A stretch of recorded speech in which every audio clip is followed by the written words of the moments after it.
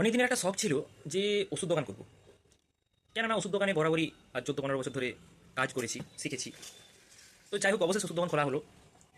তো দোকান খোলার পর বুঝতে পারলাম যে মানুষের পেছনে লাগা কাকে বলে। কারণ এর আগে দেখেছি, শুনেছি, কিন্তু নিজের সাথে কোনোদিন এই ব্যাপারগুলো হয়নি। এখন যখন দেখি যে মানুষের ইন্টেনশনটা বুঝতে পারি, কোন মানুষ কি কথা বলছে, কি বলতে চাইছে, তার মুখের যে কথাটা এবং তার মনের কথাটা, জানি না ভগবান প্রদত্ত কি ব্যাপার আছে, বোঝা যায়। আমার মধ্যে আমি জানি না অন্যরা কি পারে। তো আমার দোকানটা প্রায় 4 মাস হয়ে গেল।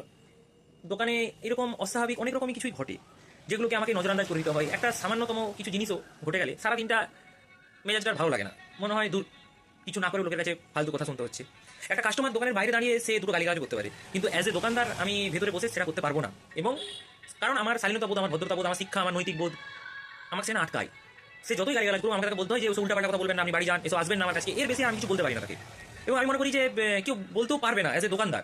কারণ একটা মার্কেটের রেপুটেশনের ব্যাপার থাকে, এবং সব থেকে বড় ব্যাপার রেপুটেশনের থেকেও থাকে নিজের শালীনতা বোধ, আটকায় ওটা।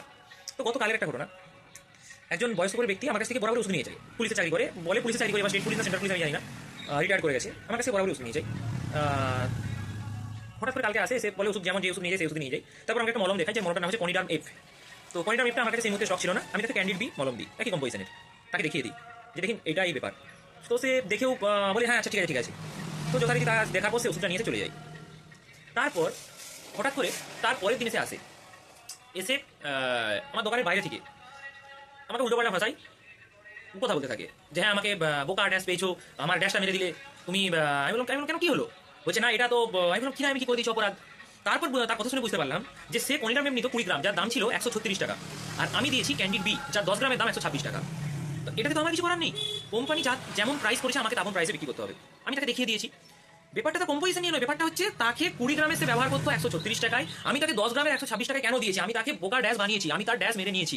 এসব বলে অসভ্য ভাষায় কথাবার্তা বলতে থাকে। আমি তাকে পরিষ্কার ভাষায় বলি যে আমি তো শিক্ষিত লোক, মুখে এত বড় বড় কথা বলতে পারছেন, চোখে দেখতে পান না, তখন দেখে নিয়ে গেছেন আপনি। সে আরো উল্টাপাল্টা বলতে থাকে। আমি জানি আমার কোনো দোষ ছিল না সেখানে, কিন্তু কিছু করার নাই, এজ এ দোকানদার আমাকে চুপচাপ থাকতে হবে। আমি তাকে উচ্চবাচ্য কিছু বলতেও পারি না, আর আমার বলতে একটু দ্বিধাবোধ লাগে। আমি তাকে বললাম যে আপনাকে আমি সম্মান দিতাম, তো সম্মানের জায়গাটা রাখতে জানতে হয়, ঠিক আছে? সে আরো উল্টাপাল্টা ভাষা বলতে থাকে। তো ভাষা ছুটানোটা তো আমি ছুটাতে পারি, কিন্তু জানি কোন জায়গায় কোনটা করা উচিত, কোনটা করা উচিত নয়। তো আমি যদি বন্ধুদের মধ্যে থাকতাম তো সেখানে অনেক গালিগালাজ দিই, বাট যখন আমি অ্যাজ এ একটা আমার প্রফেশনাল জায়গায় আছি, সেখানে আমাকে তো একটা সব কিছু সিস্টেমেটিক ভাবে তো চলতে হবে।